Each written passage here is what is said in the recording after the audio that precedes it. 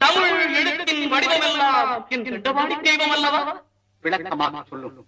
தமிழ் மொழியில் உயிரெழுத்துக்கள் எத்தனை? ஆ முதல் அவ்வரை 12. என் ஐயன் ஆறுவனுக்கும் கண்கள் 12. தமிழ் எழுத்துக்களை இனமாக பிரித்தால் 3 இனம். என்னென்ன? பல்லினம், மெல்லினம், இடை.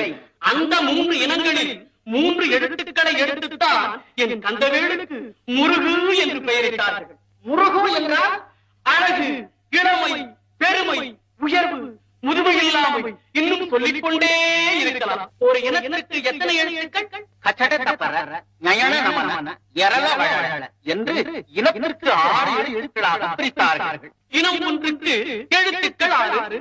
என் கந்தனுக்கும் சிரங்கள் 6. சிங்காரவேலனுக்கு சிரமும் கரமும் சேர்த்தால் 18.